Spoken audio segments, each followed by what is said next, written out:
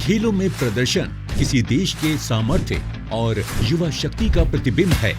भारत के होनहार खिलाड़ी अंतर्राष्ट्रीय मंचों पर देश का परचम लहराकर हर देशवासी का गौरव बढ़ाते आ रहे हैं। प्रधानमंत्री श्री नरेंद्र मोदी जी के नेतृत्व में खेलों के विकास के लिए अनेक स्तर पर कार्य किए जा रहे हैं। देश में बेहतर होता स्पोर्ट्स इंफ्रास्ट्रक्चर और खेलो India target Olympic podium scheme जैसी योजनाएं इसी विजन को आगे बढ़ा रही हैं।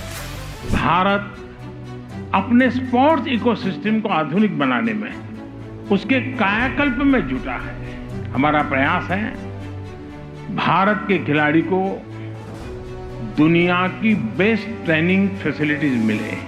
प्रधानमंत्री जी के मार्गदर्शन और मुख्यमंत्री श्री पुष्कर सिंह धामी जी के नेतृत्व में उत्तराखंड सरकार भी खेलों को बढ़ावा देने के लिए बड़े स्तर पर कार्य कर रही है।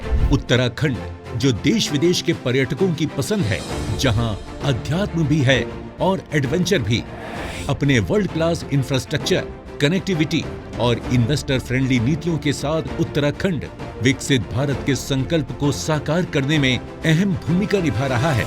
इसी कड़ी में प्रदेश में लगातार बढ़ता विश्व स्तरीय स्पोर्ट्स इंफ्रास्ट्रक्चर, बेहतरीन खेल प्रशिक्षण और अत्याधुनिक सुविधाएं राज्य सरकार के प्रयासों का परिणाम है। राज्य में 2 अंतर्राष्ट्रीय स्तर के स्पोर्ट्स कॉम्प्लेक्स और स्टेडियम हल्द्वानी और देहरादून में हैं। इसके साथ ही राज्य के विभिन्न जिलों में 3 एस्ट्रो टर्फ और 22 से अधिक स्टेडियम हैं। खेलों के विकास के लिए नैनीताल में 250 करोड़ रुपए की लागत से खेल विश्वविद्यालय की स्थापना की जा रही है। उत्तराखंड सरकार ने नई खेल नीति लागू की है और खिलाड़ियों को प्रोत्साहित करने के लिए अनेक योजनाएं चला रही है, जिनमें छात्रवृत्ति, खेल किट, पदक विजेताओं को नकद पुरस्कार, सरकारी सेवाओं में तैनाती और रेलवे में एसी यात्रा सुविधा शामिल हैं। साथ ही उत्कृष्ट खिलाड़ियों और प्रशिक्षकों को विशेष सम्मान व पुरस्कार प्रदान किए जा रहे हैं। इन नीतिगत प्रयासों से देवभूमि उत्तराखंड को खेल भूमि के रूप में भी पहचान मिलेगी। राज्य गठन के 25वें स्थापना वर्ष में 38वें राष्ट्रीय खेलों की मेजबानी की बड़ी जिम्मेदारी संभाल रहा है उत्तराखंड। उत्तराखंड भारत का पहला राज्य है जिसने सभी 35 खेलों को प्रदेश की सीमाओं के भीतर आयोजित करने की ऐतिहासिक पहल की है।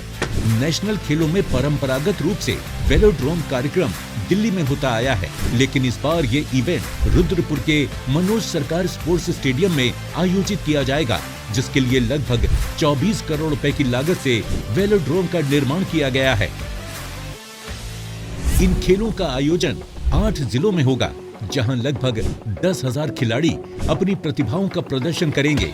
38वें राष्ट्रीय खेल राज्य सहित देश की खेल संस्कृति और युवाओं का हौसला बढ़ाकर उन्हें राष्ट्रीय और अंतर्राष्ट्रीय स्तर पर एक नई पहचान दिलाने में मदद करेंगे। स्पोर्ट्स में देश का सामर्थ्य बढ़ेगा, जिससे ओलंपिक मिशन 2036 को सफल बनाने में मदद मिलेगी।